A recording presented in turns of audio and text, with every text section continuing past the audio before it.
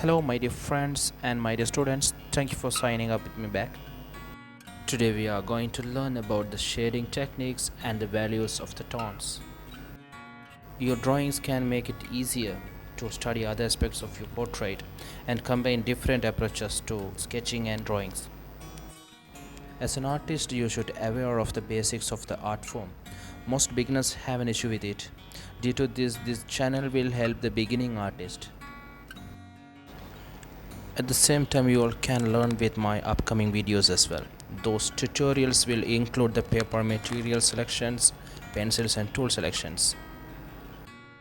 On the other hand, my suggestion is before you start your journey in the portraits, try to be aware of the human anatomy systems, skull shapes and how the skin is attached to it. There are a few very important tips for beginners. The first thing is tracing the structural sketch onto the drawing paper. It will reduce the need to erase unwanted lines on the drawing paper. Erasing on drawing paper can damage the delicate surface of the paper. The second tip is the structural sketch is the foundation for the finished drawing. Start by sketching the basic overall proportions and placement of features. Next, add the features, then add more details to the features. You can include lines indicating the regions of shadows. Add some values over the structural sketch for a finished drawing. Build up the lighter values with a series of lines. Add darks throughout the process or at the end.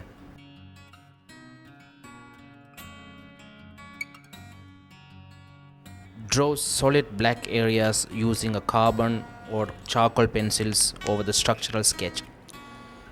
This study will define the pure white of the lights and the highlights and the black of shadows. To focus on the contrast of the face, start with the structural drawing as the foundation beneath your drawing paper on a light box. Studying the subject, draw the subtle lines, curves, highlights and shadows of the face. This isn't done with the sketchy pencils line but with flowing pencil lines. So you may lift your pencil from the paper only a few times during the whole process, if at all. Values are another important thing. Normally values are lights and darks that give form and depth to a subject. Observing the wide range of values that make up your subject will give you a better understanding of how to complete your portrait. The way you use contrast affects the appearance of the subject. More contrast makes for a broader range of values. The features are sharper and more distinct, and the portrait is more dramatic.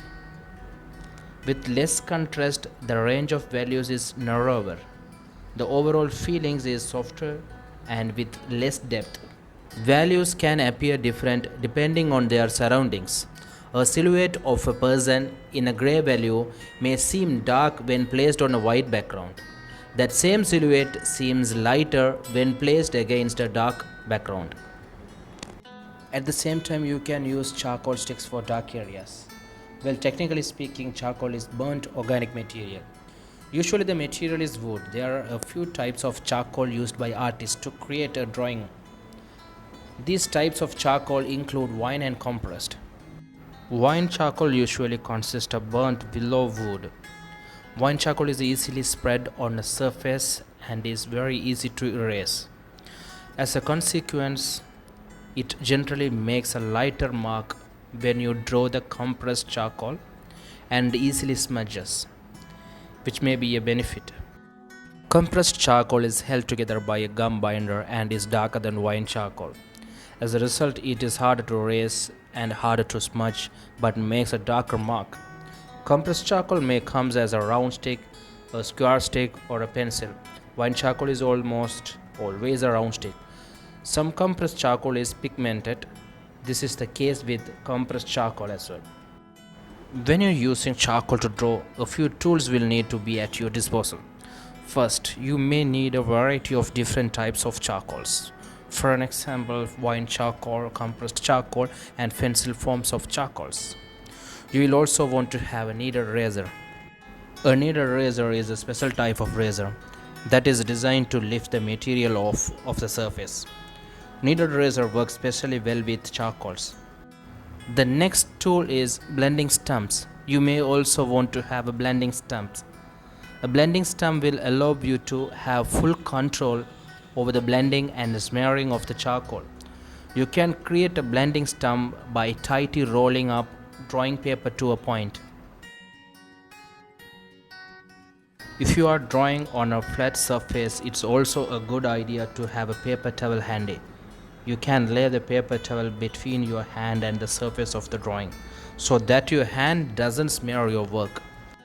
Test your portrait. Once you have completed a demonstration, you may look at your portrait and think that something just isn't right.